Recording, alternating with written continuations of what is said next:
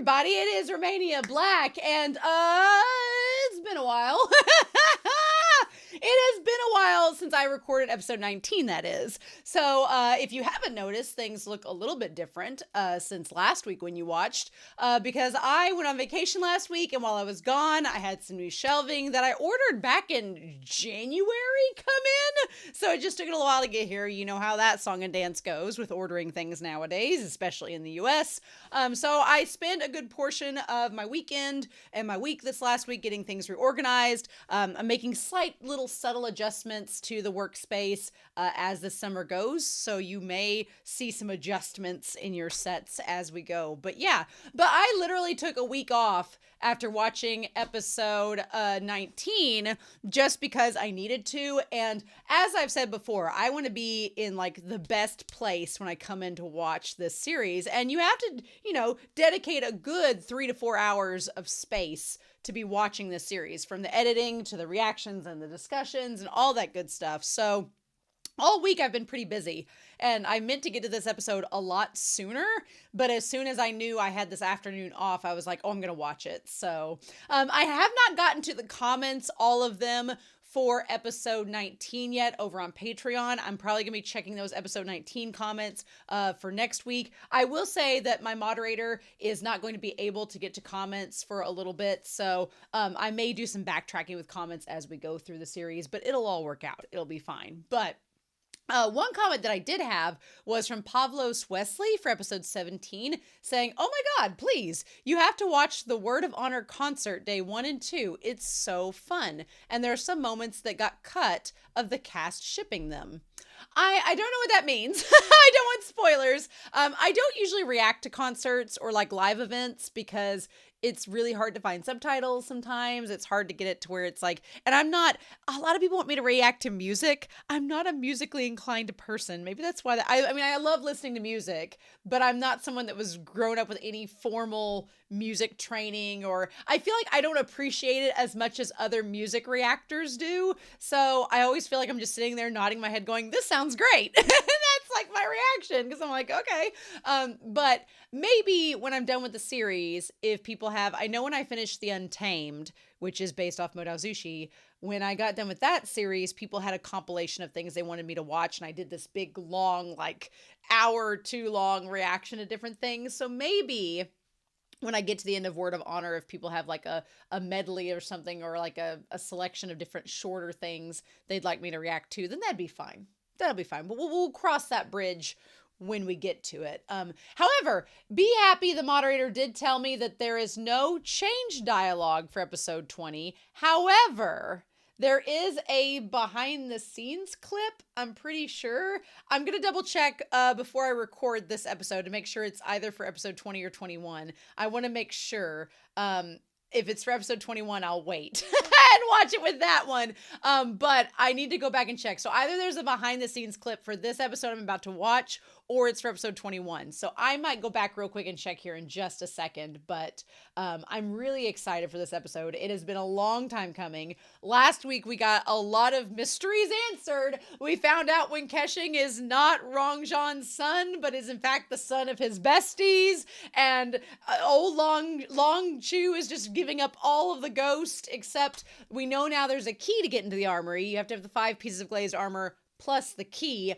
My theory is that when KeXing has the key, and that's kind of good news in a way, because it means that even if the others get their hands on the other pieces, when KeXing's kind of like, you can't do it without me. So, but I don't know if he has the key. He may not have the key. And last week was just so much gushing with the way that Zhou was so supportive and concerned for Wen KeXing, and then Gong Jun's ability to act was just like, oh yeah, and Daddy Zhou looked really ominous, so there's that too. But anyway, let me double check real quick and make sure that behind the scenes is for episode 20 and not 21, and then I'll be right back. It is for episode 20. So I went back and checked, and yes, it is for episode 20. I was like, oh, good. So yeah, there's no altered lines this week, but there is a behind the scenes that I have saved to my bookmarks that I'll pull up once we're done with this episode. As per usual, we are going to start at the 1 minute 48 second mark because, I can't look at the OP yet. I was told it's literally like the last 2 episodes I can watch it for, and I'm like, that's fine. So, as usual, I am excited though because this episode is a little bit longer than last week. It's like 43 minutes total. So, 40-minute episode, I'll take it, y'all. I'll take it. But anyway, we are going to start episode 20 of Word of Honor. We're in the second half, y'all. Long Chew, just hold out a little bit longer. And we're going to do that here in 3, 2, 1. And I'll see you all on the other side. Ooh! Okay. Ah, damn, don't die yet. Uh-huh. Man, he looks... got a lot of purple. More purple on there than last time. Oh. Oh, and he woke up. Because they can't. Oh. The divine will fool all. Oh. Oh, okay. Oh, 2 maps. Oh, bitch, yes. Oh. Gongxun, really? Oh, his eyes.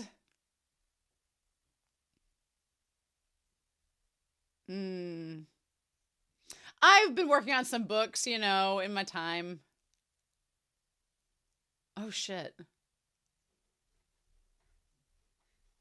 Oh. Oh, damn.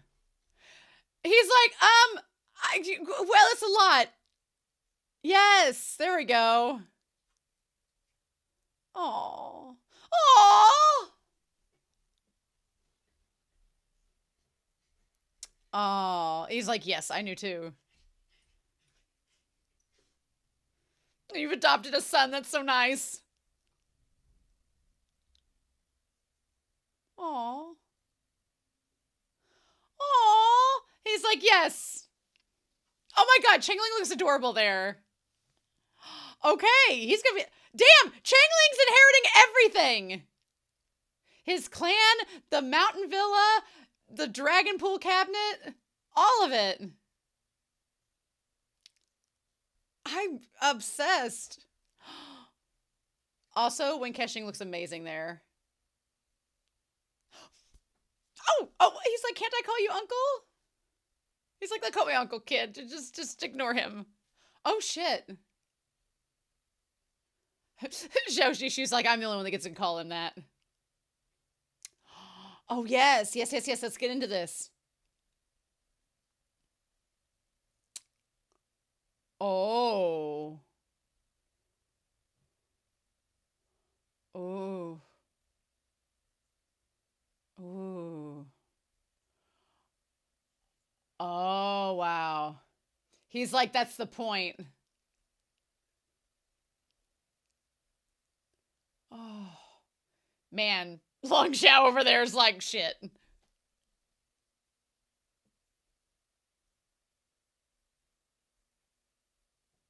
Wow. Wow. Damn, when KeXing quit looking so good, crying. Quit looking so amazing.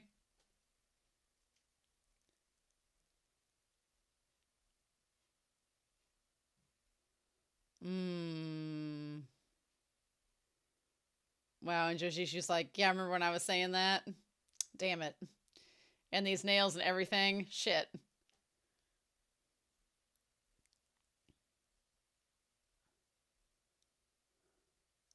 Wow. He would make a great ghost in, like, the Christmas Carol, now that you're looking at him.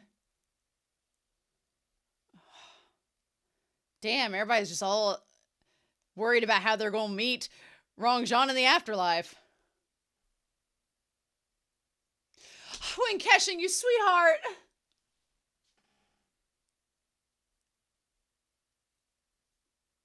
Oh, I love it. Oh, sweet bean.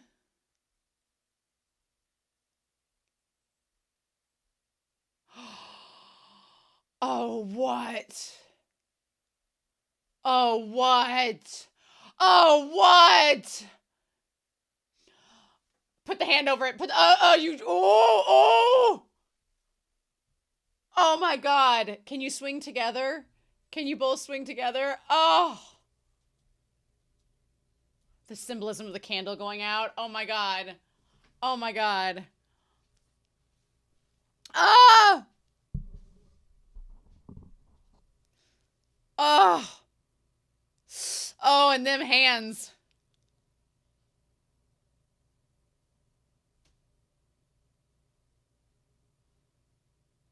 Damn.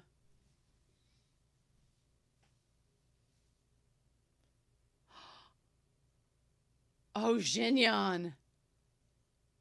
Oh.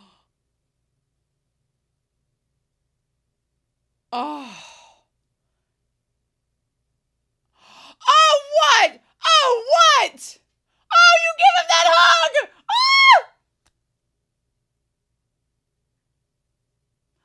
Oh, I still want to call him when KeXing, but Jinyan. You shut the frick up. Shut up. Shut up.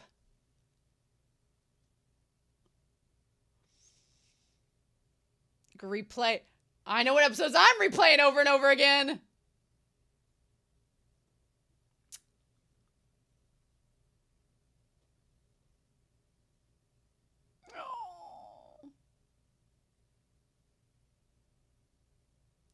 Oh, oh, come here. Ah! Ah! Oh!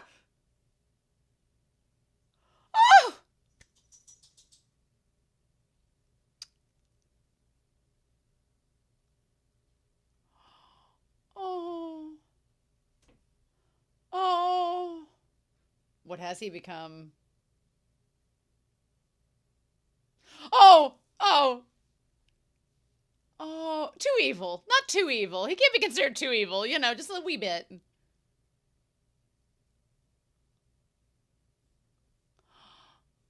Oh. Man, like the 7 degrees of Kevin Bacon with this story.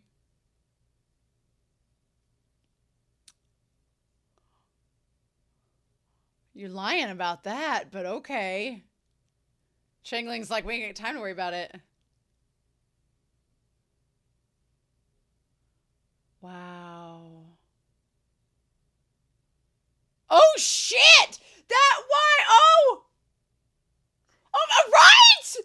Right!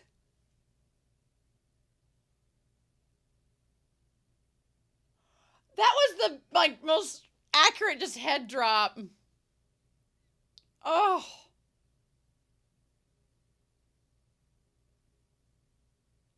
Bless his heart. Oh. Changling's hair all messed up. Gongjun could cry and look the most beautiful he's ever looked in his life. Like, there is not such a thing as bad crying with him. No ugly crying.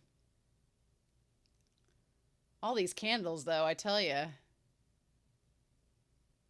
Oh.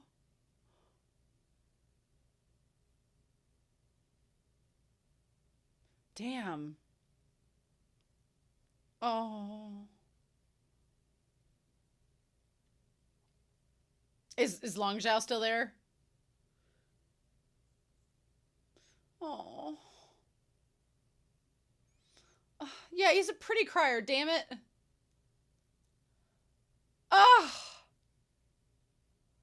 What did we do to deserve the censors going on such a long extended vacation? Oh, hey, Guzhong.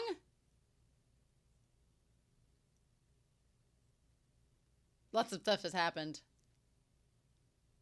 With this fool. Oh.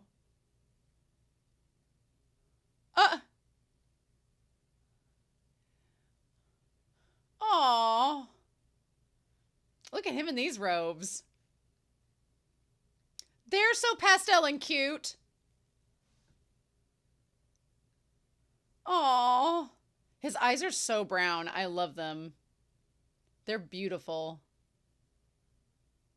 She's like, God damn it. Oh. Mmm. Oh. Oh. Oh. Uh-huh. Misery style. Ooh. She's like, well, that would get me close to the people with the glazed armor, so...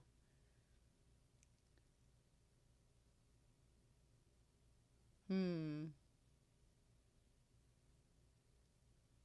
Uh-huh. Oh, girl. Could you go with them? Oh. Oh.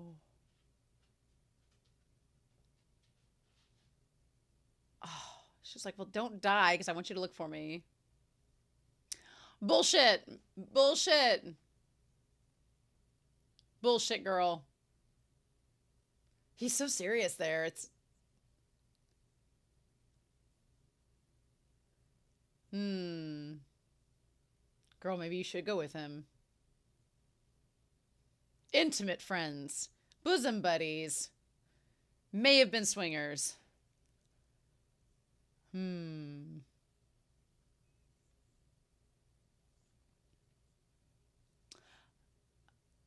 Well, that's what I'm afraid of. Okay. She's like, oh, I'm going!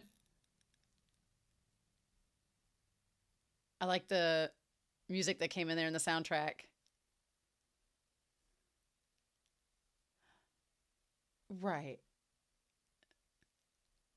Ah, yeah! Yeah! Uh-huh.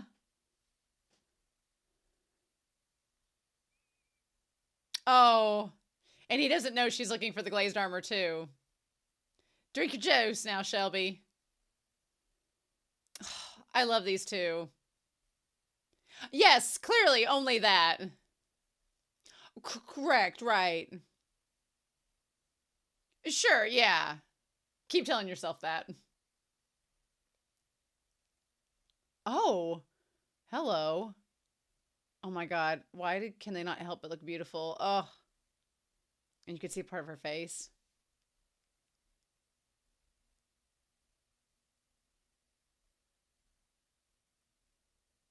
Oh, damn, girl.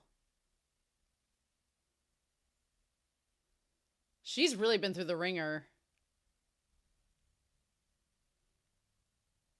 She's like, ah, damn it. Yeah, she's been through a lot. She's like, it's not easy. Hmm. Oh, I love that she shows her true face to him. Oh. Well, I don't know if we should use her like that.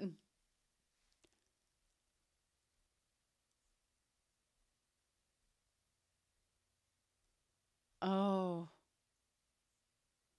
Right. Yeah, double standards are a bitch.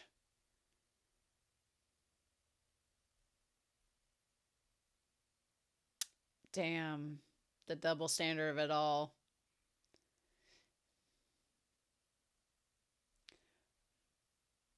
I mean, that is true.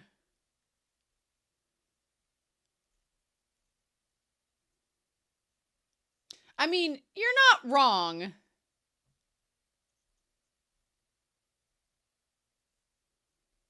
Oh. I mean, she's like, I mean, I get what you're saying. Well, Zhao Xing's reputation does need to be ruined because he is a major force.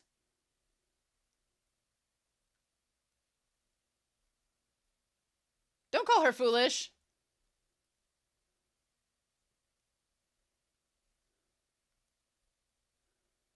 She's like, such as... If I could turn back time. Right. Ooh. She's like, now you're talking my language. Yes. Glad that people are figuring this out.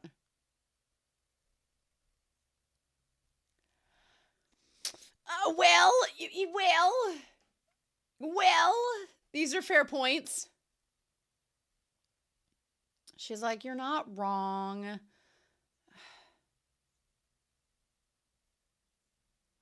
Uh-huh. Supposedly. Allegedly. Oh. She's like, do you not like me despite my appearance?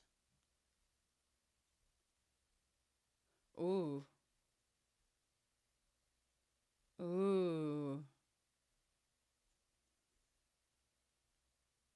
Okay, sir. Okay, sir. She's like, oh, you'll die for me? Okay, is that so?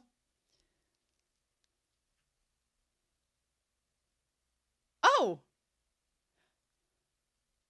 It's just me, Guzhong.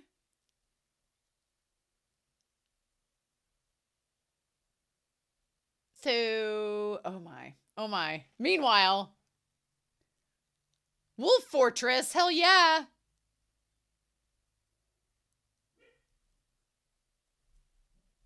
Man, Zhao. Oh my god. Look at him in his gold and blue.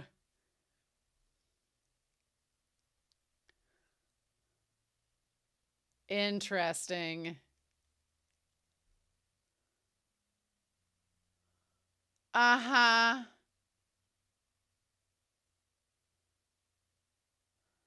Oh, just a temporary alliance leader. Just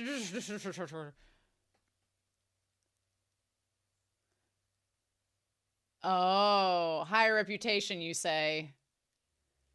So you say. Ah ha ha ha. I mean, he is the only one still alive, other than Shinshin, who's defected. Ah, let's stop be talking about him by smashing me to death.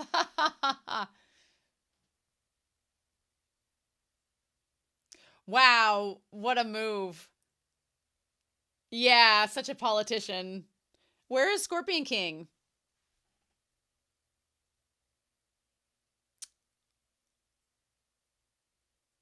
Oh, the two kids who disappeared without a trace. Yeah, okay. Yeah. She needs to be found, right? Even though she's Gao Cheng's daughter. Oh, he knows who captured her. Shit, okay. He ran off with two gay men. He's with two trollops out in a cave somewhere. Oh, he's alive. Oh, I love him like billowing his arms out. That's so good. Let's find these brats. I love the layers of color in his outfit. Like you can't know his true intentions because it's like layer upon layer upon layer. Oh, it's genius. Love it. All of these layers under him.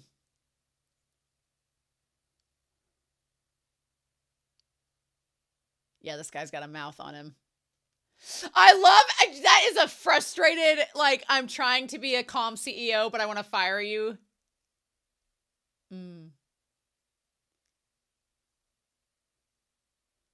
Oh. Oh. She's like, we had a thing. Ah.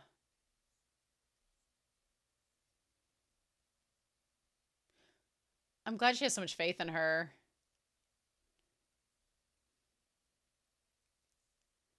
Oh.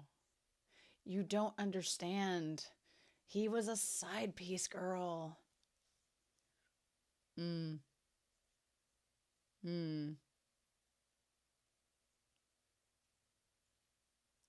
Interesting.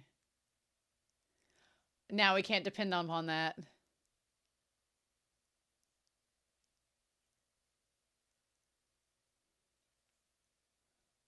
I love Guzhong being like, I'll just kick him to death. Or, we don't even know where KeXing is. She's like, I know where he is.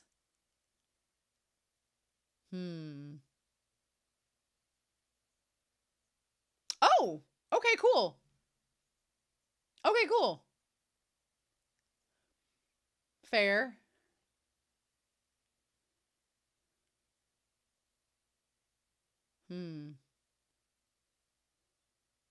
Right, so what do we do now?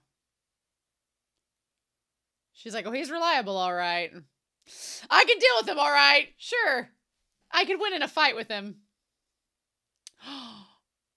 Oh. Oh. Ooh, that was a blow.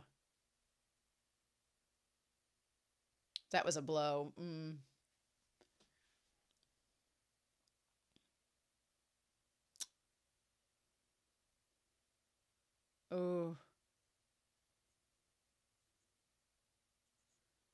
Ooh.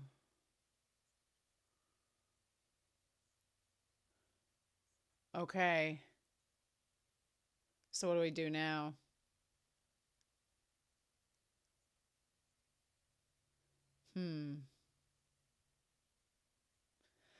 Oh, yes, I met a boy and I'm following him. Oh.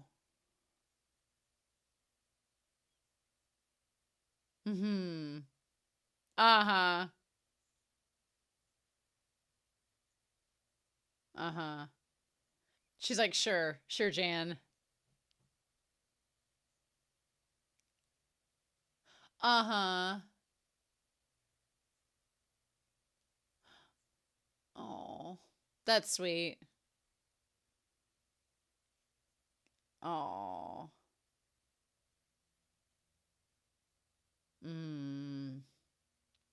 Yeah. She's like, but we haven't found the master yet.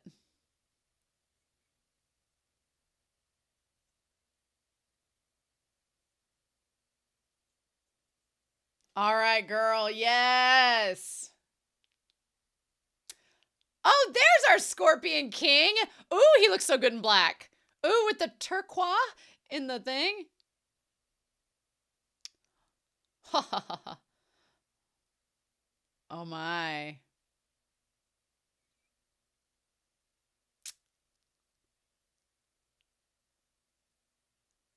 Ah.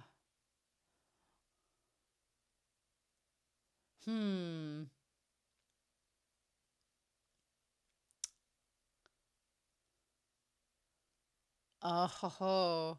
So you look so handsome. Uh-huh.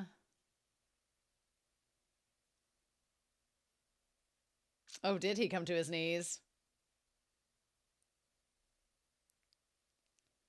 Oh. Hmm.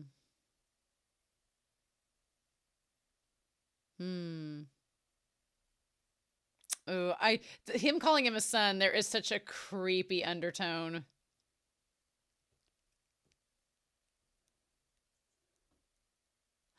Ooh. Oh. But you've gone into public with him in other places. Oof. The toxicity, y'all. The toxicity. The toxicity to the toxicity.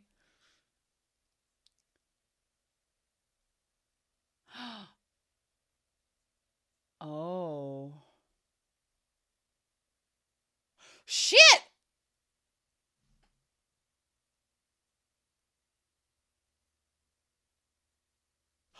Ooh! Ooh! Shit! These two!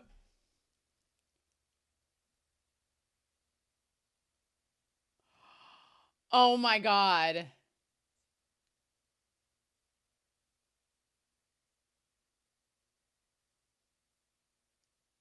Right. He could have been kidnapped. Oh.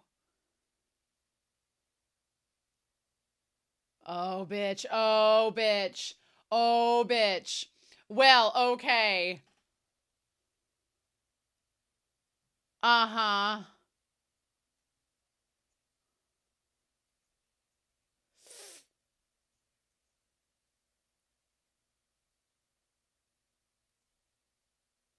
Oh my god, he would. He would. Ridiculously would.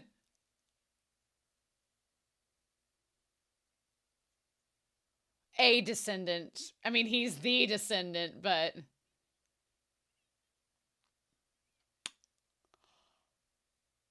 Or I'll just kill myself! Oh, shit!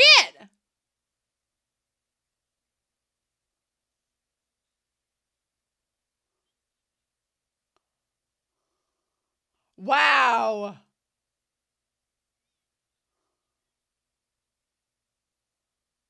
Oh my god.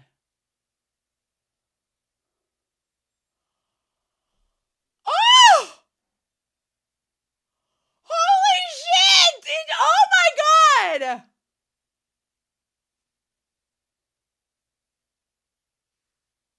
Well. Well.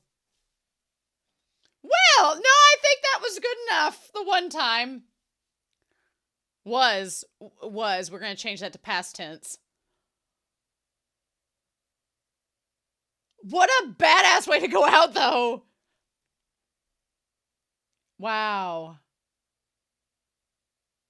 Oh. And the other grave was his wife, right?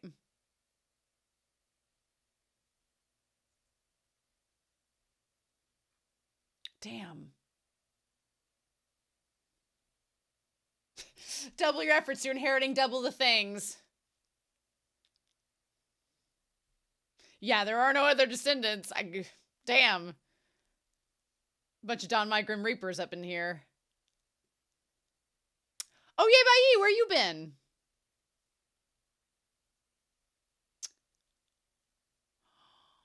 Oh. Oh.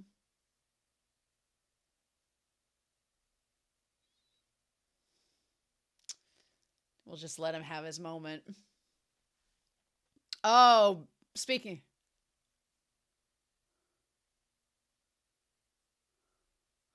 Oh. Oh, bitch. Okay, so Long Chu's dead.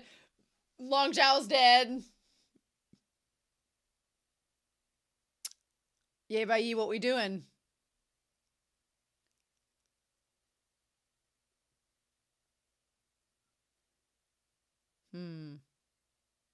Let's go take a walk nearby. Wink, wink, nudge, nudge. Oh, Uncle Win. Aww.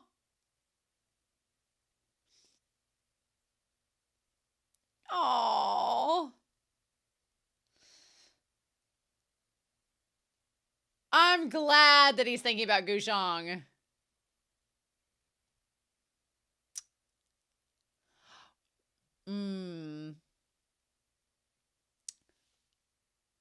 Well, now don't be getting sick too. You're wearing too little. Oh my god! Okay, glad he's getting back to normal.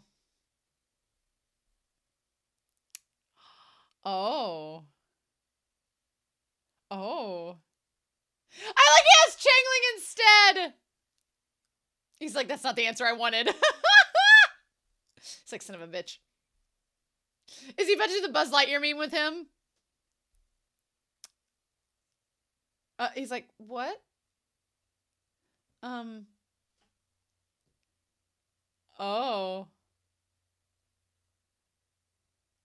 Oh.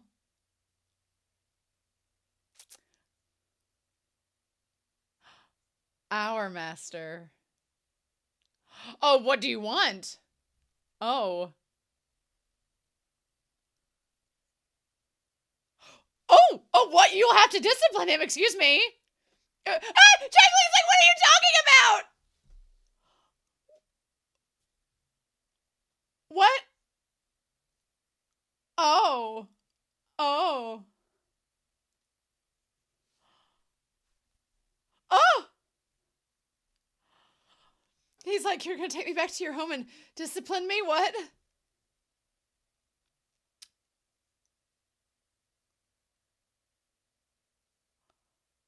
Oh.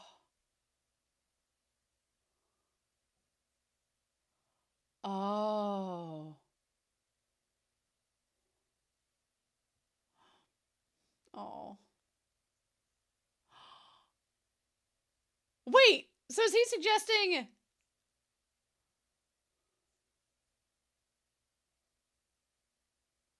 Is he suggesting what? What?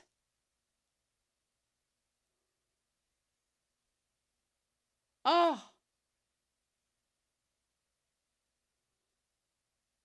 Oh my God. So... Oh my God, he's so precious. Okay.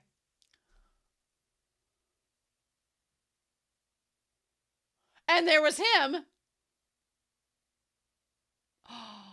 Oh. With the sword that came from Yebai.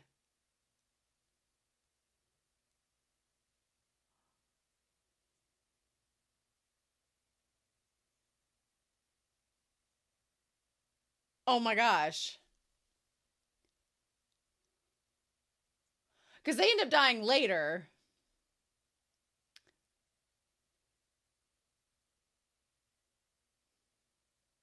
Oh. Oh. Oh. Oh. Oh.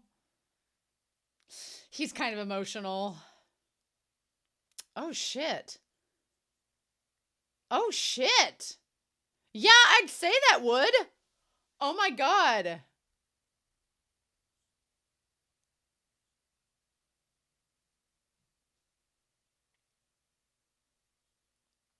Oh.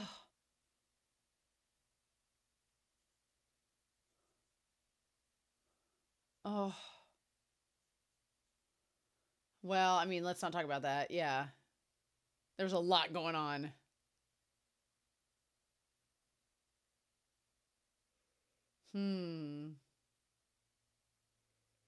Yeah, it's a thing. It's been a thing.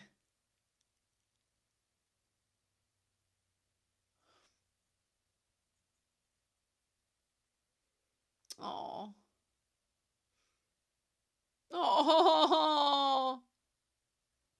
Oh. Oh.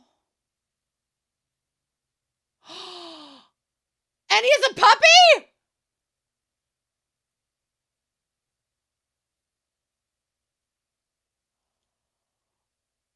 Oh my God.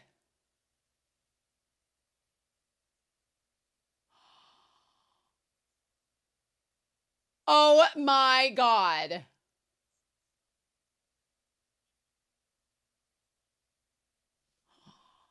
Oh. With the puppy. And so he's a little bit older. Shut up. Shut the frick up. That's how he knew. Jinyan.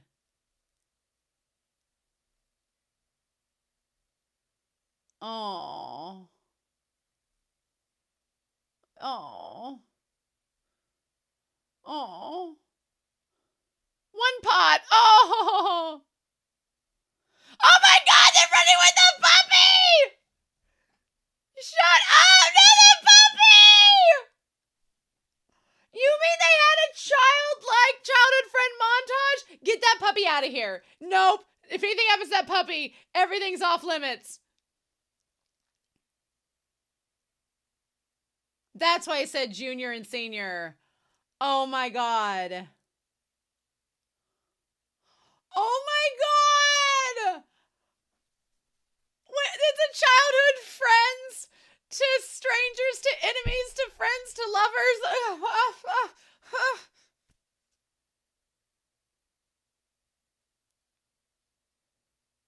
Shut up.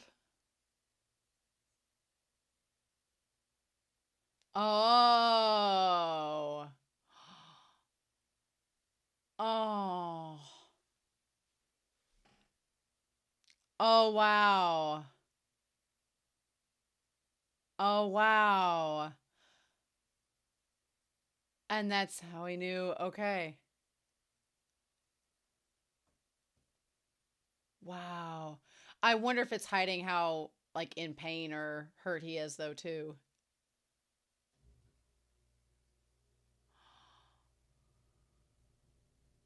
Oh.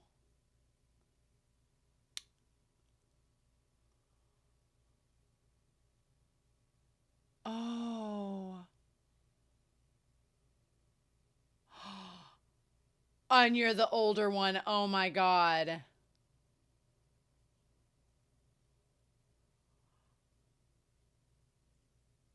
So. Oh.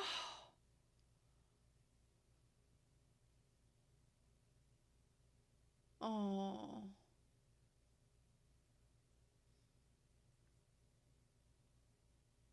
Mm.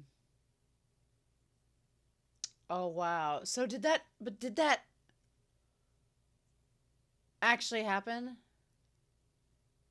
How consider how pitiful he is.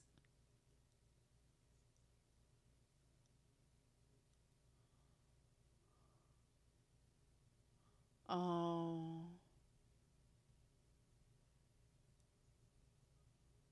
Oh.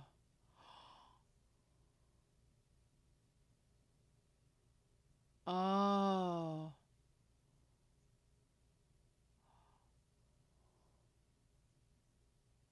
Oh my God. Oh.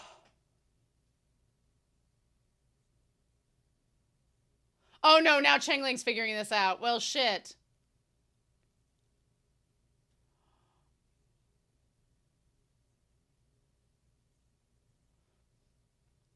Oh.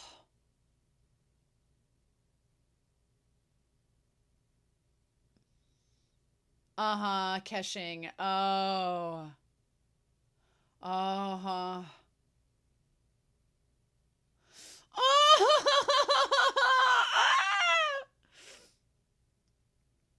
Oh.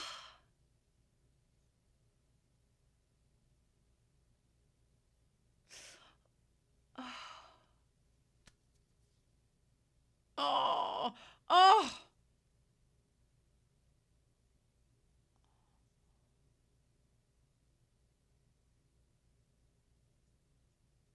Oh. Did he drank the stuff, didn't he? So he would forget. Oh. Did he drink the waters of oblivion and now it's all come back?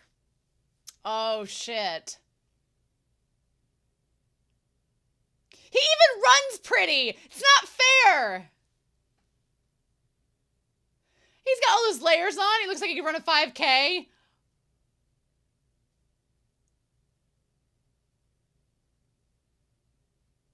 Ugh.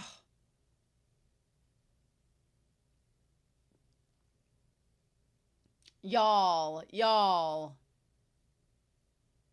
Get this sweet ass guitar solo.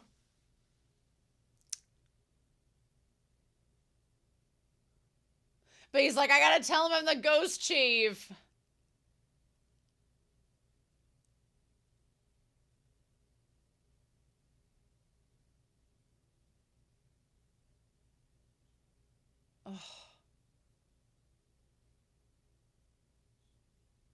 Oh. It's not too late, sweetheart. Ugh. Damn it.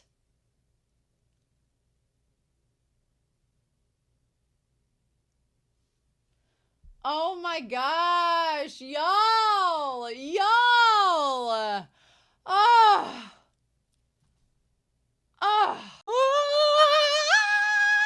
oh my god, oh my god. Okay, okay, okay. Oh, oh, oh, it's so good when you wait for an episode and then it's like that, but damn it, the angst. We just can't go without the angst in this series. It's fine though.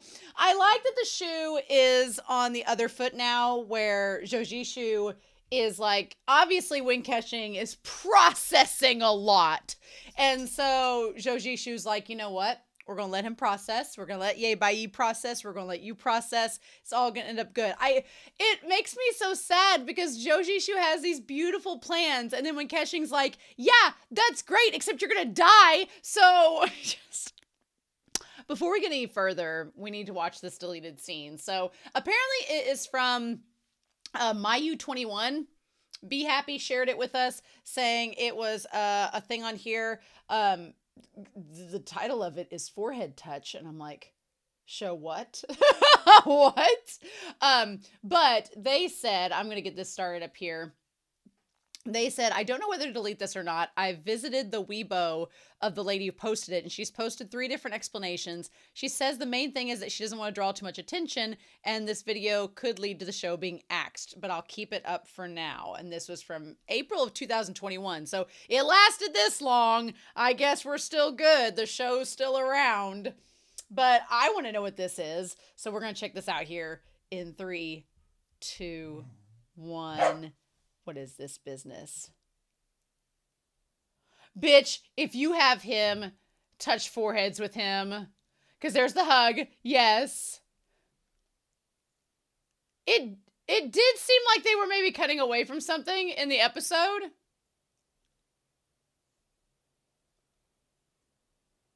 Oh, that grip, y'all.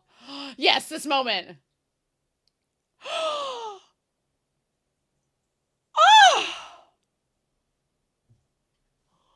Because then he pushes him away. Oh!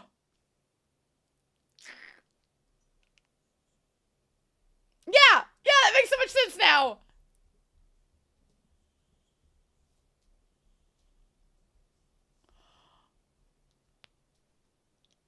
I love he pulls the sleeve up to grab him by the hand. Yeah.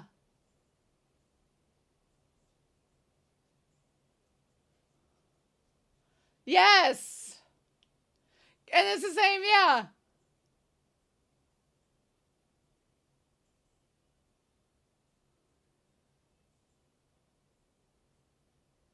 Oh!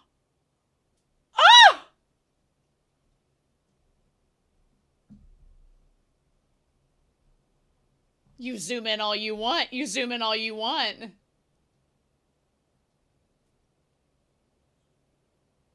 Oh my god.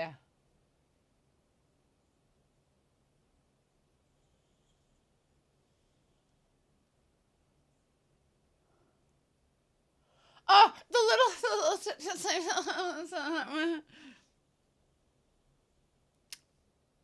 Oh my gosh, y'all.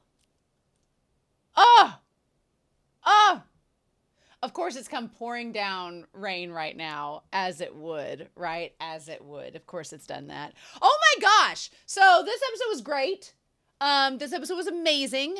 There's a lot of moving pieces. I didn't know whether I should bring Whiteboard Coon out or not, but we do have some moving pieces we probably need to talk about in this. I wonder if when KeXing, obviously I don't want to know the answer to this question. It's like just a reflective question that I'm like, I'm sure the show will answer it for us, because the show has done a very good job of presenting questions to you. And then as the show goes, it's like, now I'm going to tell you the answer. And it's like, okay, cool. But I wonder if when KeXing did drink the waters of oblivion to forget about everything and becoming the ghost chief, but then there is a question of that, because if he did, would he harbor those resentments towards Gao Chong to such a level, considering that he was supposed to forget all that? And I don't know the answer to that, but the Win surname, is for him being the ghost chief and getting rid of that past. So I don't know. That's a very good question, but I feel bad for Win KeXing because it's like now it's like all these things come out and his childhood friend has returned and all of that, but you can't have nice things because one of them's dying and the other one's a ghost chief and has all these other obligations and has put all of these other pieces in motion that he bears responsibility for. And it's like, well, what do we do now with that? So just angst all around, y'all. But what do we do? So, yes. Anyway, we need to talk about episode 20 and Long Zhou. I will maintain that Win KeXing's actor is able to look the most beautiful when he is crying. Like, Gong Jun has the most gorgeous cry face. Like, he just looks pretty. He's kind of like Yibo, who plays Lan Wangji and Mo Dazushi in The Untamed. He kind of has that syndrome where he just looks good doing everything, and you're like, how dare you? So, man, they made sure for this episode that Long Chu's, that purple eye makeup making him look extra corpsey this episode, they made sure it was not forgotten. But damn, Gong Jun just looks so good. I thought it was really just the ultimate shade. He's like, I want to give all of the best to their children. I thought the shade of that was so interesting. I mean, at this point, we all know Long Zhou is someone that's been so warped that, I mean, he killed his disciples and he basically isolated and chained up Long Zhou by his shoulders. So, there was a part of me that was like, yeah, of course Long Zhou doesn't want to recognize him. He basically sentenced him to death and tortured him all these years. But then in another breath, you're sitting there watching Long Zhou, just sitting there watching him as he's like, I don't have any kids. Who's going to inherit my stuff? And it's like, okay. Just, again, we talked about nature versus nurture in previous episodes. There is a part of me that did feel for Long Zhou in all of this because even though he was a terrible person, he did terrible things to his dad, there was a part of me that was like, man, was he left out of these final moments. And true, he did cause that torture to Long Zhou. He doesn't deserve to be part of the square, but it's still, he's right there. He's right there. And it's just like, and he's conscious for all of it. So it's just, it's noticeable. But yeah, it started to rain outside, which feels fitting for the end of this episode. I don't think I'm going to be able to wait for episode 21. I'm going to check the comments in the Discord and Patreon for episode 19 for sure. But I don't think I'm going to be able to wait beyond that for episode 21 because it's just, I need to know what we're doing next. But yeah. And so Long Chu's like, what do we do? And so he tells them, he said, the divine will fool all. I kind of like that phrase, the divine will fool all. I'm sure there's a different translation in the other version as well. But to me, that saying kind of is like the idea of we think that we know how things are going to work and we think we know how they'll work out. We think we have control over our fates and how everything's going to end up, but we don't. In the series Berserk that I've read and watched, there's an opening narration that's always like, mankind believes they have control over their fate, but do they really? And that line, the divine will fool all, kind of is a reference to that. Be like, oh, you think you've got control of your life, but do you really? Like, you don't know how things are going to line up and who you're going to meet and how the stars are going to all align. And case in point is this meeting between all of them. So he tells Zishu, on the right side of the bamboo tower, he's basically going to give them the items. So up here, we have, get this right, we have Zishu and we have Changling. They're up here. Win KeXing is over here lamenting, and Ye Bai Yi is over here lamenting. Everybody's lamenting right now. We're all licking our wounds and being very sad about the Dragon Pool cabinet dying. But there essentially are two things. There is a map of the Dragon Valley, which is rather important because that'll tell them like how to get the hell out of here and what we need to do.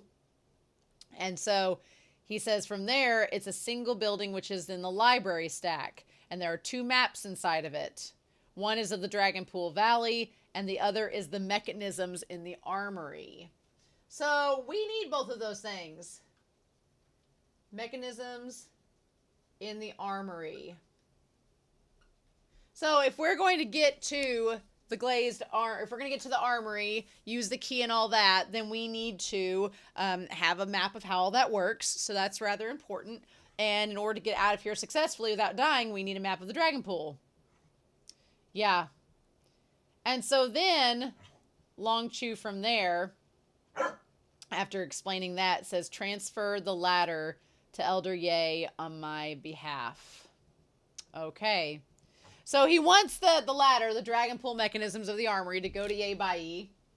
So he wants that to go back to him because he thinks that he deserves it. And this marker's about out of juice. We're going to have to swap it over. All right. And so we're setting some things in motion. I cannot bear to abandon the dragon pool cabinets. Train their cultivation, the ability to roam without passing on skills. And he's like, and my kid's not going to do it. I summarized it into 2 books and placed it inside as well. So essentially, Ye Bai Yi is getting a map of the armory, and Changling is getting the dragon pool cultivation. Changling is inheriting everything. Changling at this point, if we break this down, he is now the 4 seasons. He is now the 4 seasons successor after Zhou Zishu. He also is the successor of his sect. No, buddy, I'm not doing that right now. Yeah, no. He's also the successor of his sect. And he now is the Dragon Pool cabinet successor. Changling has gone from being the 3rd son with nothing to gain to having 3 lineages that he's gaining all at once. Like Changling is doing well for himself. He's having a good time. He's doing pretty darn good. I don't know what my dog wants me to throw. I'm assuming it's this. But yeah. So he basically is like, I need a successor. I don't know what I'm going to do. And Zhou's like, oh, well, just so you are aware, I've already found you a successor. He's my successor too. Changling's going to just inherit all the things, right? Which is great. I like that Changling tries to call Long Chu Uncle Long, and then Zhou Jishu's like, smacks his hand. He's like, no, I'm the only one who gets to call him that. You call him Master Long Chu. I was like, Zhou Jishu has moments where in this episode, he's so kind of considerate, and then he reverts back to a cat for just like the briefest time. He's like, if you don't disdain my disciple for being foolish, you could accept him as a disciple as well. And he's like, well, you're Yusin's child. He's like, of course you can inherit my mantle. And then, man, Wing KeXing is just seeing how he was as a kid and how emotional he was, and it makes like all the sense now why he is the way that he is. You will carry the profound knowledge of 3 sects within you. I mean, no pressure, Changling. Just taking 3 sects worth of cultivation with you. Hope that's okay. He's gathering them up like they're Pokemon gym leader badges. The lifelong brotherhood between us 3 will carry on. And then, yeah, Zhou's like, don't call him uncle. It's cute. He's like, are you carrying the white claws? So he tells him to cut the chains. And when KeXing's like, if you cut the chains, you are basically gonna die. And he's like, yeah, I know. And I like that it's mainly Long Chu going out on his terms. He's like, I can't stay here forever. I'm gonna die anyway. My son, my biological son's not going to set me free, so can you just cut me loose and let me die, and let's just be over with it? I've told you all about the armory that you need to know. You don't have any more questions for me. Exposition Des Machina is over. Now what do we do, right? The thing that I do appreciate is the scorpion emissary, the spy. So they've been, get this right here. So all of them was spied upon. Get this right. It was spied on by the venomous scorpion's soldier. Now, the thing is, he knows that Long Chu is dead because the tombstone said Long Chu. Doesn't know about Long Zhao necessarily, but I'm pretty sure they're going to put 2 and 2 together. But he has seen Changling and Wing Kexing and Zhou Zishu together. Now, I don't think, we're going to go back and check that, I don't think he saw Ye Bai with them. But maybe he did. Yeah, actually, I do think he saw him. So he's seen all four of them together, being like, why are these four traveling together? Because honestly, Gao Chong brought Ye Bai there. So now that Chong's gone, he's like, well, I guess it makes sense for Ye Bai not to be tied back to the city, but why is he hanging out with these people? And why is Changling with them? So it's all going to get back to the Scorpion King, which is going to lead them to go try to find them. We all know that. And Zhou Zishu is like, you know what? You should be the one to cut the chains loose. He wants to die. This is his wish. He's like, I want you to do it, Wing Kexing. Mm-hmm. It's just such a moment. And the fact that he gives Wing Kexing his sword to do it, I'm like, oh. I'm just ecstatic about the way this episode has been. It's been so good. So emotional. Yeah, 19 and 20 together. I hate that I spent a week apart watching them because they really are like back to back. Like I want to watch these over again together as a set because they really are so good. And then he dies. Man. And I'm going to restore the prestige of the Four Seasons Mountain Villa. And the thing is, like, I don't know, Wing Kexing held his hands, like, in fists the entire episode. I don't know if it was him pushing back the pain from the waters of oblivion. I don't know if it was him, like, mad because he had to do this and there was no other way. I don't know if it's him wrestling with all of these emotions now that things are, like, coming together. Wing Kexing's trying to hold back, and I'm watching the Apothecary Diaries as I'm watching this series, and there's other characters who are using their fists to show them trying to hold back emotion, and it's not working out for them. So I just felt for him. And man, when he just like, and then in this moment here, where Long Chu is on the verge of death, and Zhou, he's like, Jin Yan, are you really not planning to tell him your true identity?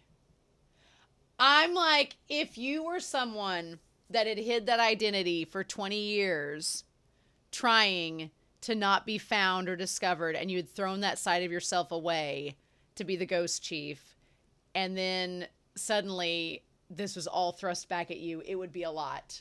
And for Zhou Zishu to finally put two and two together, and then to tell you, like, of course it would be overwhelming. And I like Zhou Zishu slowly spins him around to look at him. And then gives him the biggest hug. Because he finally knows. He's like, you're that kid that I knew. We knew each other from a long time ago. We were going to be sworn brother and senior, junior and senior brothers. And then you all had to go away. And your mom died. And stuff happened. There's a tiny bit of disconnect from where I feel we know something happened, and Wing Kexing did not stay in the sect with Zhou Zishu. We know that. He went off with his parents. His dad ended up dying, and his mom ended up dying, and then we don't know what happened to him. Right? There's little pieces of this backstory that have not been told to us yet, and I'm like, okay, now we know these two knew each other as kids. Childhood friend trope. We know that now, but we don't know what happened to him. So I'm like, we don't have the full picture yet, but it's all starting to come together, right? And then him just giving him the hug, like, I did not know I needed this. And then for him to, like, hug him back and embrace him. Oh, and for the forehead touch, because later in the episode, he has the forehead touch moment with his mom, and it's so good. And I'm like, oh, bitch. Oh, these two. Love story for the ages. And he calls him junior brother. And when he says junior brother, that's when he pushes him away. And he says, what nonsense are you calling me? Uh-huh. And Zhou Zishu's like, okay, I know that might have been a lot. The fact that it's Zhou Zishu, the one putting all of this information out there, is such growth for his character that I'm like, okay, you boys go back and forth with growing and maturing and getting each other to come out of each other's shells. I just need you both to come out together now, come out together equally, but we're not there yet. We're only on episode 20. We're not there yet, but it's progress, right? He's like, what's wrong with you? Have you deviated into insanity? And he tries to pass a little joke, but he's like, okay, I'm obsessed. I cannot get over the move of Zhou grabbing his like sleeve and pulling it up and making the hand-holding gesture known. Like, it is so intentional. He's like, these damn sleeves are not going to get in the way of me grabbing your hand, sir. And we're going to tell Longchu together that you're their kid, you're safe, all is well. I'm like, I am just here for it. And when KeXing doesn't fight him holding his hand, he's like, rest assured. The Jin couple concealed their identity long ago. They lived quietly in the countryside and spent the last few years of their life peacefully. And their child has grown up and become a... But the thing is, he says they spent the last few years of their lives peacefully. We know that that's not true because we know his mom died in like a raid or a battle or something, and his dad died too. So we know that's not entirely true. Like, Zhou tells a little white lie to like let Long Zhao die in peace. But when he says their son has become, he doesn't know. He doesn't know because he's always been philanthropist Win. But he doesn't know that when KeXing is the ghost chief. He has no clue. And then Zhou is like, I really don't know what he is. And so he says, and then he stops and then he starts over again and says, although he is sometimes cruel, he is ultimately someone who cannot be considered to be too evil. Now, does that mean Zhou knows that he's the ghost chief and he just doesn't want to say it? Or what? That part, again, the show's not giving us all of the answers. But for him not to be considered too evil, he's mastered a solid set of martial arts. And he says, could it be that it was Brother Chin? And he says, yes.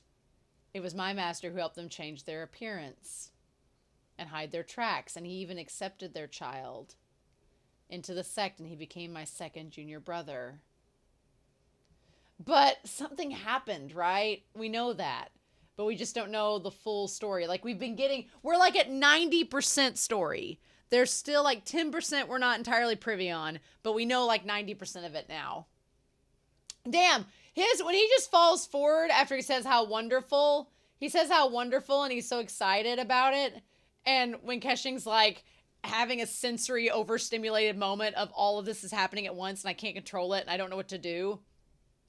And then Longchu just like his head just falling. That was terrifying. Like, that's just, I was not ready for that death to just happen. And both of them, like, just being stunned. All of them being stunned. And then them bowing towards him. I mean, when KeXing, this hit him the hardest. Because he learned the truth about his parents and all this memory and everything fled back. Thanks to meeting him again. So his death has hit Wen Keqing the hardest. And I would definitely be like Zhou. I would be like, if it were me, I'd be like, give him space. I struggle sometimes with like, what do I do to empathize and help somebody in a crisis? Like, if somebody's having an emotional crisis, I find myself always feeling awkward because I don't know what to do. So I'm like, do you want me here? Am I being a burden? Am I in your space? Do you need me to leave? So I would very much have the Zhou reaction of, let me just give you this moment and you can be here and do what you need to do. And I'll just go over here. Right. And let you work it out. Right. Oh, Wen Keqing, sweetheart. And he says, thank you to him.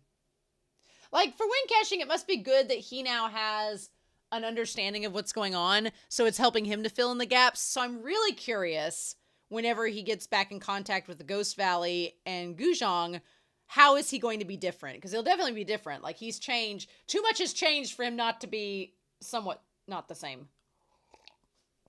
Speaking of Guzhong is now over here.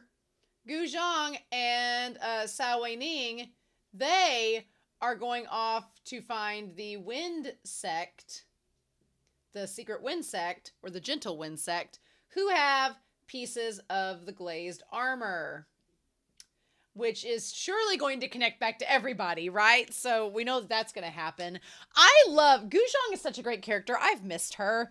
And, you know, she very much has she very much has Megara from Hercules in her mind, being like singing I Won't Say I'm in Love like on repeat over and over again.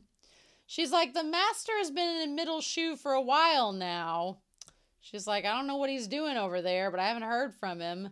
So she just left me to wait with this fool. I'm like, but girl, you love him. You know you do. Everybody knows it except you.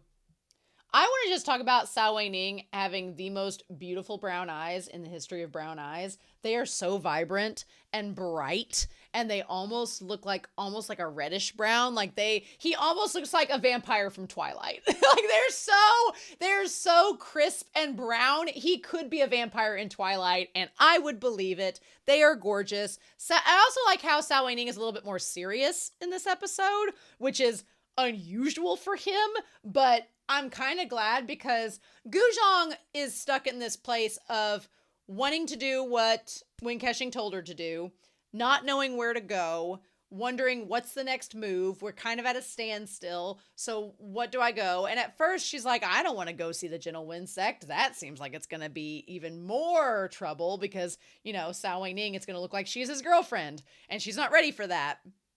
But the moment he kind of reveals that they may have pieces of the glazed armor, she's like, well, but that's kind of what I'm supposed to do. So, yeah, why not kill two birds with one stone? Why not follow you over there and take care of you and make sure you don't get into trouble, but also, be where you want me to be? Sure. I love the two of them, but I love how Sao Wei-ning is a little bit more serious, saying I have to return to the Gentle Wind sect.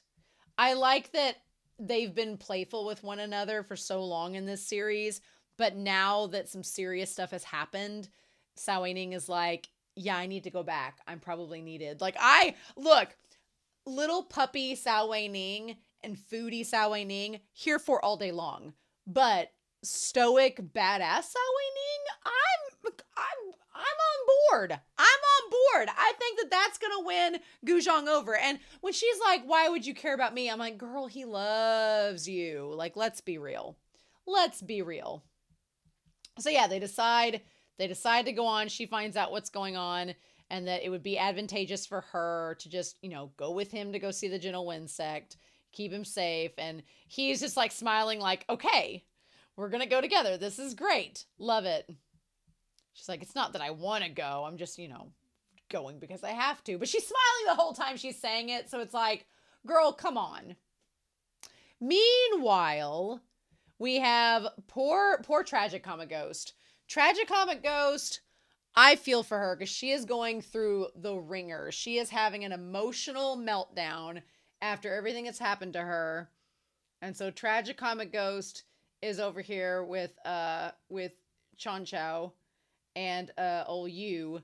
They're off doing their own thing, trying to figure out what to do. And Yu is very much against Daddy Zhou. Which I think that's helpful because if they're going to help Wen Keqing and the others overthrow the Scorpion King and Zhao Jing, it's important that Yu is against it as well. So I really like this scene where the lighting makes it look so ethereal and white all around them, but both the Tragic Comic Ghost and the Alluring Ghost are wearing like blacks and reds. Like the color combination works. The costuming in this episode was amazing, and props to the costume designers because everything looked like just excellent all around. She's like, if my lord does not betray me, I will not betray my lord. Like she's having some flashback trauma. Ugh. The owner of the list of the unfaithful. White of hair and red of skirt. And Chan Chao's like, she's just not having a lot of luck. We're not getting a breakthrough. She's like, I feel Yu is a little bit impatient in this scene. He brings up some good points, and I think that he does make some good statements, but also I get a little nervous at the idea of them using the Tragic Comic Ghost as leverage because the Alluring Ghost is like, yeah, what if we didn't do that? Because that doesn't seem like it's going to like have a good end result, right? I also like that she brings up the double standard where she's like, I don't think Zhao Jing would view this as leverage. She's like, to think that you're a grown man How can you not understand the basic principles of this world? Gao Chong betrayed his brothers, and that's unacceptable. But if a woman turned her back on a man, people would support her execution. I'm like, there is a distinct double standard. She's like, Gao Chong could get away with a lot of things, but she'd get killed instantly. And then you see her with her face like showing part of her own, disfigurement. And she's like, men wouldn't bat an eye at a woman getting scorned, but they'll feel awfully sorry about him. And I'm like, preach, girl, preach. I'm like, she's not making any bad points. She's showing like what she knows from experience. If a man turned his back on a woman, it would only be treated as a young man's love affair. And it can't be considered much leverage. And I feel like she kind of says that because she's like, look at you. You're prime example. You had an affair on your wife, but here we are, and you're the one still in nobility, and I'm a ghost. But he brings up the fact that their stories are not the same. He's like, what happened to the tragic comic ghost is a bit different than between you and I. So there is a chance there could be something different happen. I do not like the idea of them trying to use a tragic comic ghost as leverage when she's in such a horrible state of not being stable. So I could see why the Alluring Ghost is not on board with that. So I'm going to be curious to see where it goes. But yeah, and who in the world knows that this traitorous man is Zhao Jing? I mean, everybody's pretty much sucking Zhao Jing's toes right now. So can Zhao get away with it? She's like, I don't know. What good does it do to ruin Zhao Jing's reputation? And he's like, well, lots of things. It could benefit both of us. And she's like, how? And he's like, we could find the glazed armor's whereabouts. And they basically come to the conclusion that who would not be tempted to look after the glazed armor? So he tries to, entice her, being like, you could use the glazed armor to help yourself. And she's like, I feel like Alluring Ghost, she looks at him with this look that says, what you're wanting to help me fix is not skin deep like it seems. There's a lot more at play here between you and I and our relationship. And she's like, I don't think an armory that's going to make my skin heal up is going to heal the trauma, So I just love that she's like, yeah, it's a little bit more than just skin deep, sir, but I appreciate your sentiment and your concern. So then he says, yeah, the yin and yang book. I want to get this artifact for you. Even if you no longer believe what I say, as long as we can end this regret in your heart, I'll make this pledge to you. That even if I die, I would die in peace to try it. And I love that she's just like, is that so? I mean, I think she believes him. I think she kind of thinks he's maybe a little bit of a fool to be like, why are you wasting your time on me doing that? But okay. I mean, I think she understands his sentiment, where he's coming from. And she's like, okay, cool. Thank you for being so kind to do that. He is kind of like Sao Wei-ning a little bit. A little bit. He's not as sweet and lovable as Sao Wei-ning, for sure. He's not as puppy dog as Sao Wei-ning. It's kind of funny because the Alluring Ghost and you are kind of like the, tragic ending of Sao Wei-ning and Gu Zhang. Like, they're like what would become of that couple if it was like all the bad endings, So I feel like the Alluring Ghost kind of sees why Gu Zhang would be for Sao Wei-ning, and she kind of sees she sees Gu Zhang's crush before Gu Zhang can even see it. So I like all these dynamics being at play here. So then, speak of the devil, Gu Zhang shows up. And while Gu Zhang shows up, before we get that conversation, we go back to Daddy Zhao, who is enlisting the help of the Heavenly Wolf Fortress, whose name is so badass, living, and the Striking Cloud Hall to join the alliance. I like the way that costuming in this series points out how characters are. We've seen the guy from the Wolf Fortress before. He's been in this series, I'm pretty sure. And he seems pretty brash. He has very sequiny, dark robes. Everybody's kind of looking at him like, okay, man, you're pretty bold, but all right, you can get away with it. Some people can have just personalities that get away with stuff like that. They have a personality where they can be bold and say, as he says some things that the others kind of raise an eyebrow at, and he's like, oh man, my bad, didn't mean to say that, sorry if you're offended. And they're like, I guess it's okay. Some people can get away with that. It always baffles me how people react to different people differently based on their personalities. But he seems kind of like a big oaf in a way. And Daddy Zhao is just standing there like, I have to tolerate all of you, but it's for the sake of my world domination, so I guess it'll work. We the audience know how fake he is in this scene and how manipulative and just like pouring on the false charm he is, but that they don't know. And so they think he's being quite sincere. And I'm like, oh my God. But yeah, I want to give massive props to Zhao Jing's wardrobe in this episode because it is so awesome. You have the heron on his sleeves. You have on the outer layer is gold. You have the gold cape with all this ornate decoration because he's supposed to be the wealthy one. Remember, he married into wealth, right? So he's the wealthy one. And then underneath are these blue robes that are very elegant, very beautiful, kind of hint at, oh, even though I'm from wealth, I'm very stoic and graceful. But then underneath that is the red and white lining in between that. And then when we see the Scorpion King later on, he has the red and white lining. So it's just like, it's layers of Zhao Jing, layers of his personality, layers of his loyalty, the manipulation. The costuming says so much without having to say a word. It's so damn good. So basically this entire conversation is to establish that Daddy Zhao is he's pretty much the de facto leader of the Five Lakes Alliance now. I mean, two of the guys died off screen. Gao Cheng died a few episodes ago. Xin went rogue and ran off to go do his own thing. So Zhao Jing is like the last one. He's the last man standing. So we have Zhao Jing and the Scorpion King, and they've sent the spy to go look after them. And I'm sure they're getting ready to do something with the Wind Sect as well. So I don't know. I can't remember if Zhao Jing knows about the Wind Sect and that they have the glazed armor. They obviously don't know they have the glazed armor or they would already be attacking them by now. But I'm not sure if they're privy to how suspicious the Gentle Wind Sect is. But anyway, they have this discussion with Zhao Jing, and he, of course, is such a master manipulator. He's just sitting there being like, me? I didn't accomplish this all on my own. It was from all of your help and everyone around me. Somebody has to take credit, I guess. It's just one of those situations. He is politicking as no man has politicked before him, right?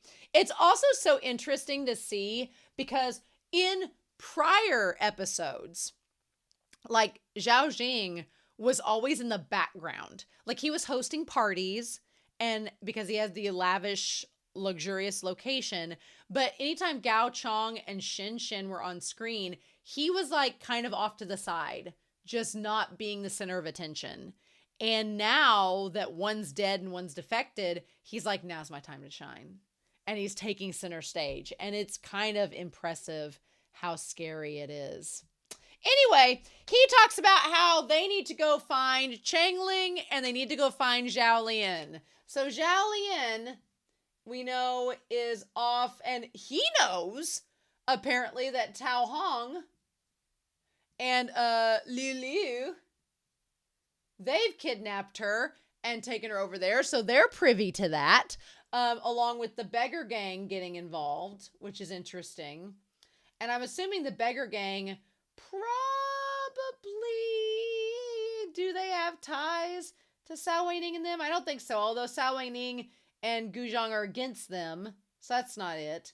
But I wonder if they have ties to the tragic comic ghost and Yu, because Yu was shown hanging out with the beggar gang, but then Gu Zhang and Cao Weining don't like them, so that's an interesting tumultuous relationship right there. But Daddy Jing and Scorpion King are against them, so there's a lot of loose threads that I'm going to be interested to see how they tie together. But anyway, he has sent all of them to go find Zhao Lian. He's like, I need your help to go locate Changling and her and bring them back. And so he's like, dead or alive. What does he say there? He's like, we'll definitely bring back those two kids, dead or alive. And then he's like, oh, I mean, I misspoke. I deserve to be slapped. Yeah. So that doesn't breed a lot of confidence in the situation, because Zhao Jing just said we need to bring them back, and he's like, yeah, dead or alive, and everybody's like, ha ha ha ha. I think that, and then of course Zhao Jing is just like, he has a very pursed lip look to him. I feel like at this point, Zhao Jing would like for Changling and Zhao Lian to come back because that'll make him look better. But if they happen to die, it's not the end of the world. You know, he's not too married to whether they come back dead or alive or not. He's just kind of like, yeah, go find them. So Yu Qifeng, she's like, she's like, what kind of drug did he give you? Why are you still with him? The sister in the Department of the Unfaithful told me all about that unfaithful man. Why are you still with him? And she's like, well, because he was unfaithful with me. Like, just, and you know, I feel like the Alluring Ghost and you are also in some ways a representation of Zhou Zishu and Wen Kexing, in the sense that the heart wants what it wants. And regardless of your past, regardless of what others think of you, regardless of how you think of each other, sometimes love is love. And if that's the one you love, that's the one you love. You can't choose the one that you love. And she's like, her and him are kind of an embodiment of that. I also feel like she gives Guzhong the look of, girl, when you're older, you will understand.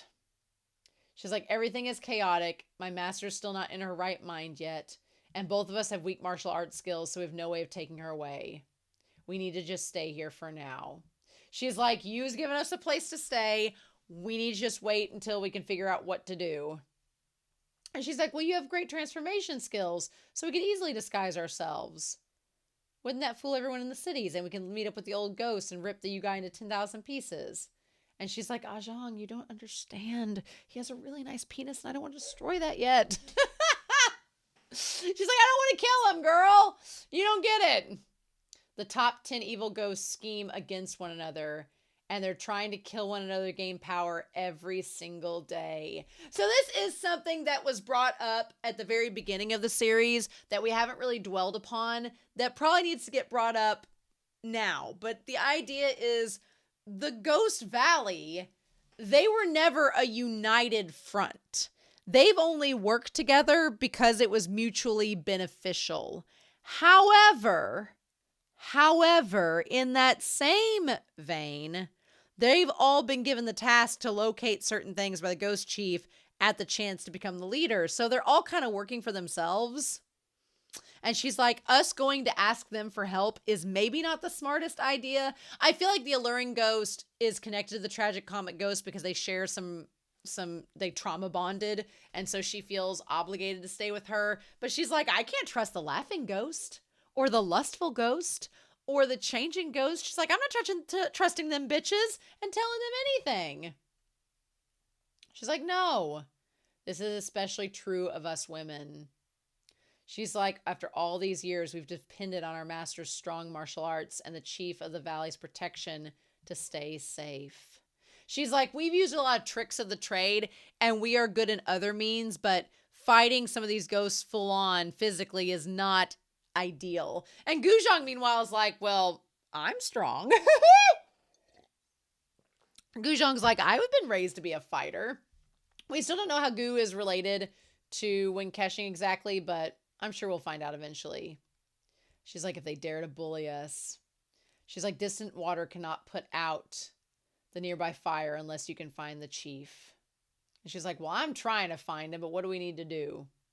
And so she says that the Alluring Ghost has sent out people to go find where they are, which I'm curious if they're going to be near the spy or not, if they're going to figure out where they are too, because everybody's sending out everybody to go find these two gay men, their adopted son, and now we're going to see if it actually, who gets back first to relay the information. And she's like, well, it's a big world. How do we know this is going to work? She's like, is this man you're staying with even reliable? And she's like, well, I could deal with him if he's not. And Guzhong's like, I don't believe you. You've been drugged by that bastard and you won't have the heart to leave him. She's like, That's when Guzhong kind of steps over the boundary, because she says, if we had known this earlier, when you first entered the valley, we would have made you drink the water of oblivion to completely forget about him. And she's like, no, what does a little girl like you know? She's like, well, I won't expose that you like this guy. And that's when the alluring ghost says, well, Guzhong says, do you know any way to save Aunt Lo? She says, the effects of the water of oblivion are strong. Once you've taken it, the greatest taboo is to try and awaken memories that it made you forget. And already the tragicomic ghost had suffered from disassociation before. So she's sometimes better and sometimes worse. So yeah, if when KeXing's going through the same thing, it's not good. But also, he's dealing with the fact that the person he loves is going to die and there's nothing you can do about it. Okay. She's like, I'm going to try to figure out a solution and you go find whatever you need to while you're off looking for the Gentle Wind sect. And when she says she's going with Sao Waning, I love the little smile that the alluring ghost has when Guzhong's like, I'm going to go with Sao Waning with the Gentle Wind sect. It's not for reasons that you think. We're going strictly to help the master's cause. And she's just like, sure, Jan. She's like, look at you all grown up, Guzhong. You've got a crush. You're traveling with him. It's really cute. It's adorable.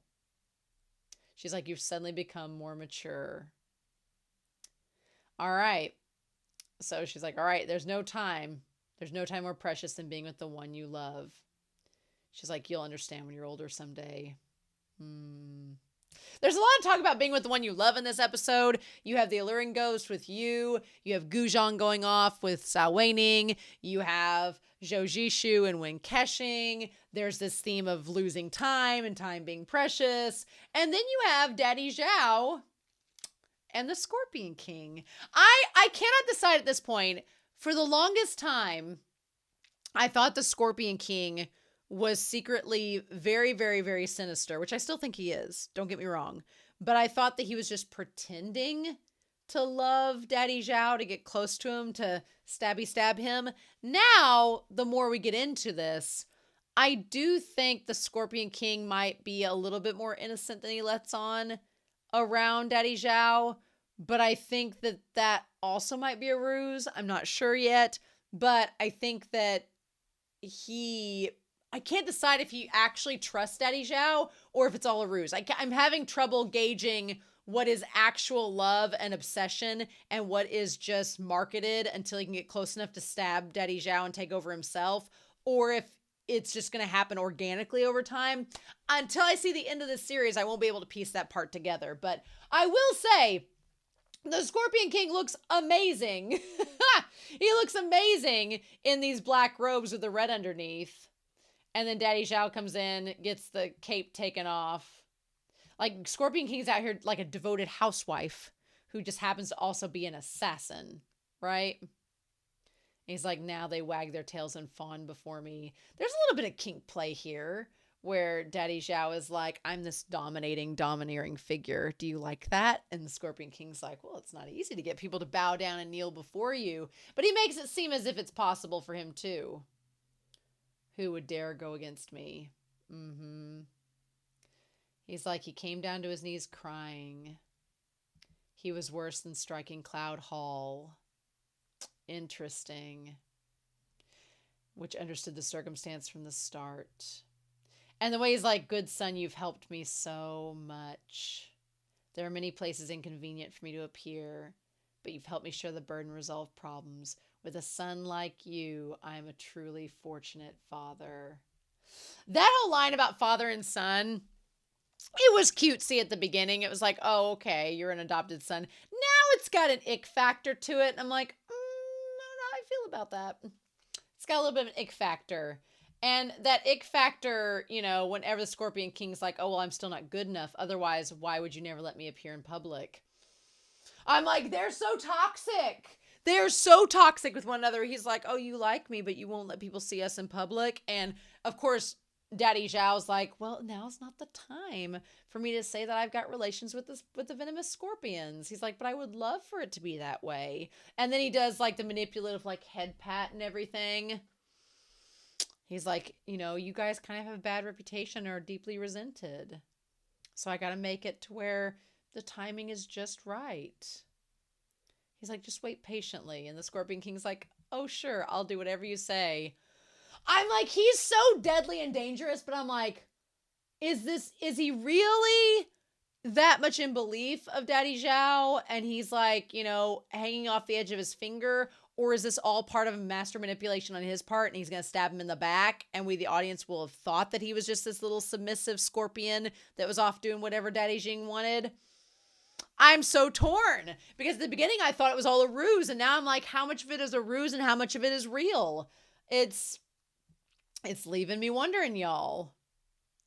And then as they have this cutesy moment, Daddy Jing like leans over and he's like, oh, by the way, go kill these people. It's like, ah! He's like, by the way, while you're here, I don't want these people to live anymore. So if you could go in their lives, that'd be great while we're here talking. He's like, you can take some people with you, leave the Ghost Valley and just get rid of them. And don't leave any trouble for the future. And Scorpion King's like, your wish is my command. And then they just go back to having tea. Like it's nobody's business. And they're like, what about Long Zhao? He knows quite a lot, but he suddenly disappeared. That blows my mind too, because that means during that entire Heroes Conference, Daddy Zhou was like putting on such an act around Long Zhao as well. Now, Scorpion King acted a little weird there, like he knew something that Daddy Jing did not. And he's like, I won't be able to rest until I know where he's at. And he's like, well, I don't know at the moment, but, Long Zhao wouldn't leave without saying goodbye. So he's probably been kidnapped. But I've sent somebody to go investigate. I imagine that they'll hear back soon. Well, we all as the audience know that Long Zhao ain't going to be telling anything else because Long Zhao is dead. D-E-A-D, dead as a doornail and had a zombie-like ending. What the fudge? When did this become The Walking Dead? When did this become The Lion King meets Game of Thrones meets The Walking Dead? Because that's literally what this scene was. Look, we can hate Long Zhao all we want for how horrible he was to Long Zhu, or that he tried to hurt Changling, or that he was just scheming in general, but I will say one of the top badass deaths I've seen in a show is the fact that this guy was like, actually, I'm going to tell you nothing, and I'm going to throw myself to my own zombies to eat. And I'm like, I don't think since Hellsing Ultimate, I've seen like a more like just badass self-death that I'm like, oh, he didn't even like, I'll give him this. He had balls. He was just like, screw it. And for him to bring out the bell and ring his own bell and let his own children eat him, like willingly led them to him. Effective. Highly effective, y'all. That was a crazy ending. So yeah, well, that's no more. So they have the wife buried next to Long Chu. I like her marble little mausoleum. It's really pretty. But yeah, so like we need to go get the maps. We'll go look in the library stacks and find the map and look for a way out. And when KeXing's still a little bit sad about all this. And then so Zhou's like, Changling, you need to get double strong so you can carry forward Uncle Long's mechanical art. Changling's like, okay, sure. So then we saw Ye Bai come back.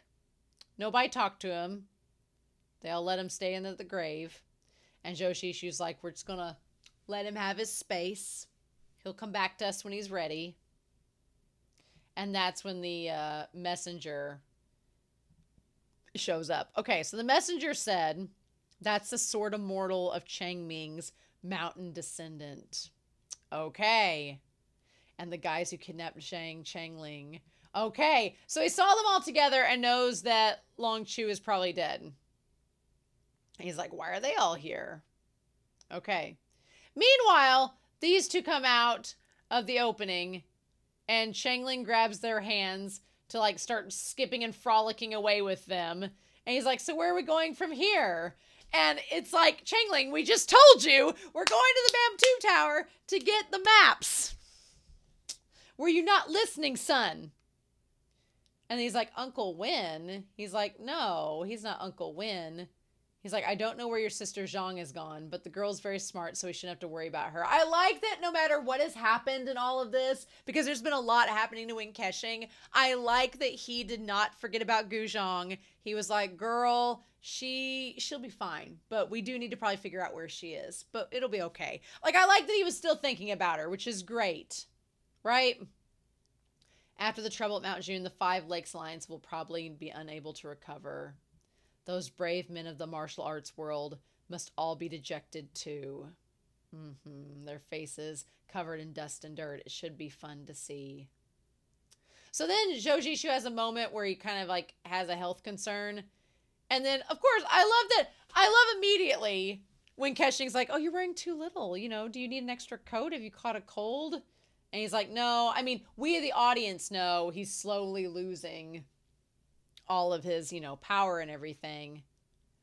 But he's like, and then, of course, I like when Keqing kind of got back to his old self a little bit, where he's like, your master's body is like a beautiful match. As soon as the wind blows, he's out. I love that Zhou Zishu goes back to being like a tsundere for a moment, like, son of a bitch. When things have settled, Zhou, we should find a place where all 4 seasons are like spring, somewhere warm to grow old. I like that he's just ignoring the fact that he's going to die to say, like, where do you want to live out the rest of your days? And Zhou Zishu, because he is a tsundere cat, looks at Changling and says, where do you want to go? Ignoring Wen Keqing. Wen Keqing's like, thanks. And he's like, oh, well, wherever master goes, I'll go. I love Zhou Zishu! He was expecting Wen Keqing to say the opposite he was expecting Changling to say the opposite of Wen Keqing. And then when Wen Keqing's like, whenever Changling's like, whatever you want, Zhou Zishu's like, fine, you're useless. He just like looks away like, never mind. And then he answers his own question. He's like, no more waiting.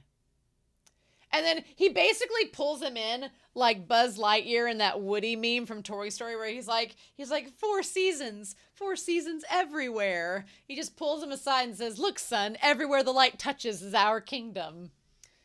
He says, let's go back to the 4 Seasons mountain villa together. And when Keqing's like, the 4 Seasons? He's like, oh, there's nobody there anymore. You're impatient to bring your disciple to pay respects to your master? He's like, oh, bring such a foolish disciple back. I love that he says, are you not afraid that your master will be turning in anger in the underworld? He's like, it's our master. He's like, I don't think he'll be bothered by these 2 men raising this boy. And when he says our master, that's when Keqing's like, well, what relationship do we have? When did it become our?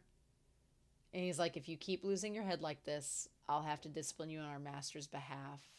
The thing is, because Zhou Zishu doesn't know that Wen Keqing might have drank the water of oblivion and is the ghost chief, he doesn't realize why Wen Keqing would not remember or denounce a lot of this. And just like with the tragic comic ghost, bringing back all these memories that he's forcefully suppressed are going to hurt him. And so he's like, in the future, you don't call him Uncle Wen anymore. And he's like, he's junior master. He says, Zhou, your disciple's foolish enough already. Don't tease him. And he's like, are you unwilling to recognize me as your senior brother? And he's like, heaven treated me unfairly for half of my life. Ooh. Now it's finally shown me some great benevolence. He's like, I alone was all that remained of the 4 Seasons mountain villa, but now I have my disciple. He's like, I never thought I would gain a disciple or meet you again. And the sad thing is, like, Zhou Zishu's having this moment of, like, we finally saw each other. And when Keqing's like, but things have changed so much, and I don't know if I can go back. He says at the end, he's like, it's too late. He's like, I've already turned down this dark path. Can I really be okay with doing this with you? And it's Angst City, y'all. Angst City. Because they remember, the little kid playing baby Wen Keqing is adorable. Just adorable. And Meow Meow being the mom. Also, I love that Wen Keqing is kind of like a perfect mix of his parents. And the little kid playing the young version of him is too. It's great. Also, Zhou Zishu's master, Qin, he has such a stoic look. Like, even though him and Zhou Zishu aren't biologically related, you can see, like, You can see it. And he has a sword that says Bai on it because it was created by him. I really want Bai to interact with them again, but... So he gives them the ability to change their appearances when KeXing is an emotional child. And then Zhou Jishu's kid form comes up with the cutest puppy in existence. This cute little mutt puppy. Or, like, I don't know if it's a chow. I don't know what kind of dog that is. Oh, my God. I need to find this out. What kind of dog is this? I need to know. Is it a chow chow? It looked like a chow chow to me. I'm like, where, no, I don't want that mode. I'm trying to think if there's any, like, it doesn't look like a Shar-Pei. No, it looked like, I want to know a chow chow puppy. Chow chow puppy. They usually have the curly tails, but I need to see baby chow chow puppies. It kind of is. Yeah, it's kind of a baby chow chow. Yes, it is. Oh my God. It's baby chow chow puppy. It is the cutest thing. I need to see if its little tail curls.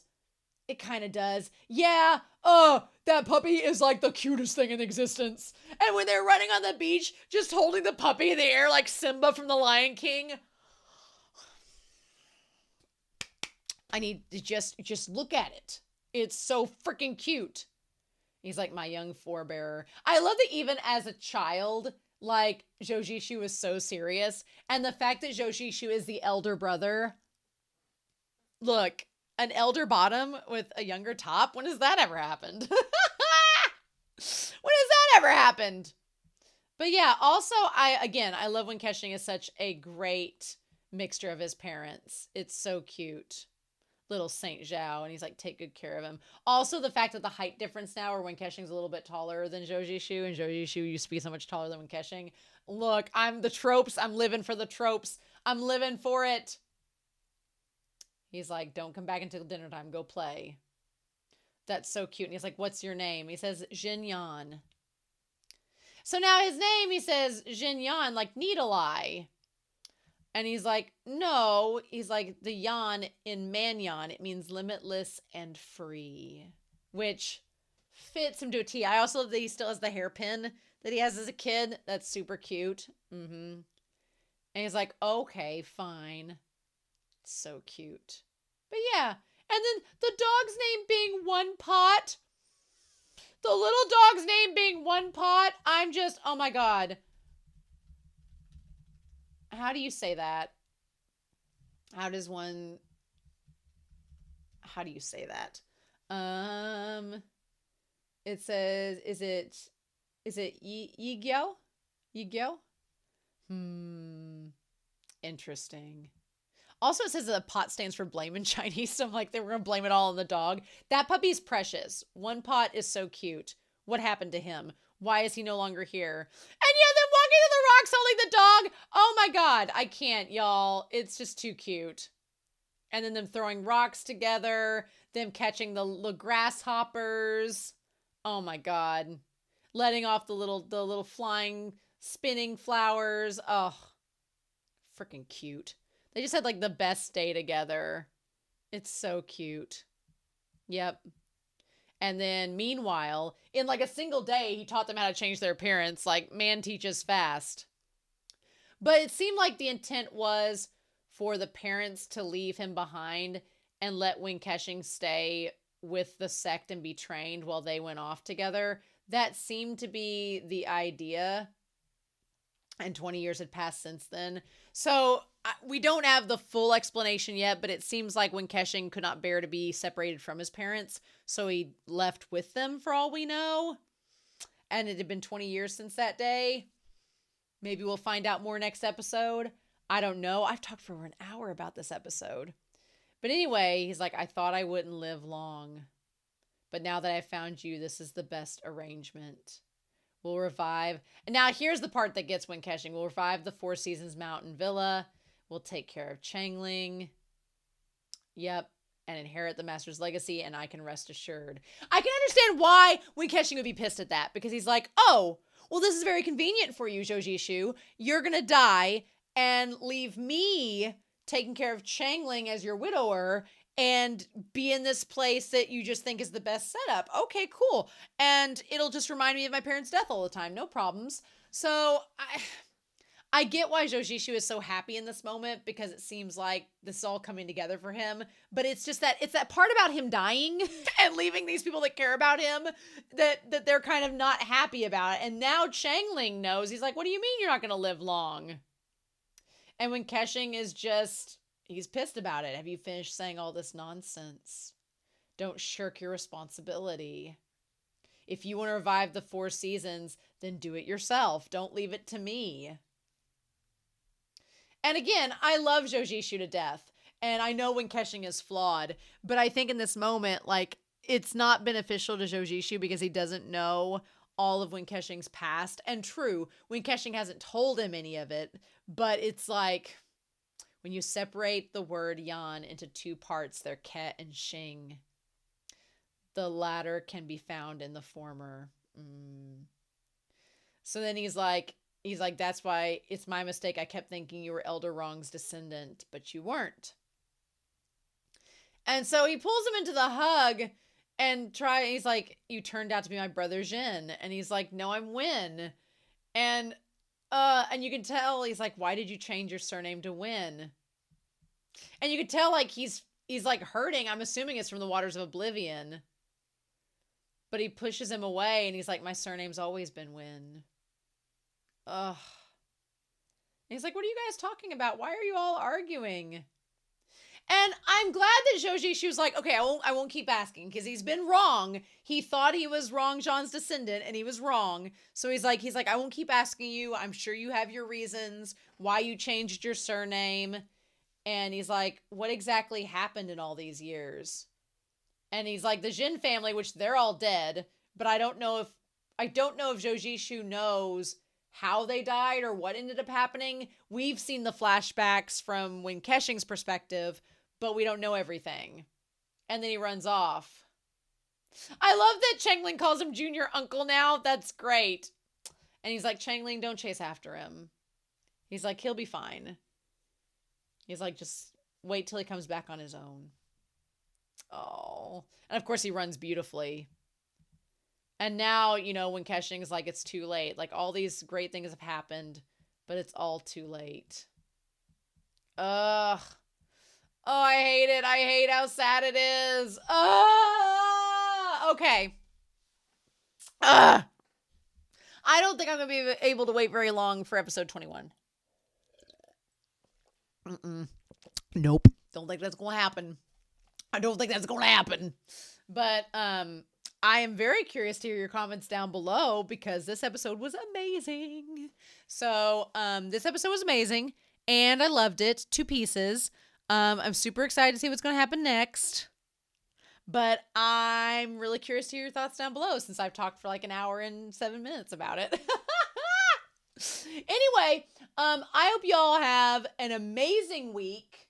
Please stay safe, take care, and yes, I will be back very soon with more of Word of Honor. Bye!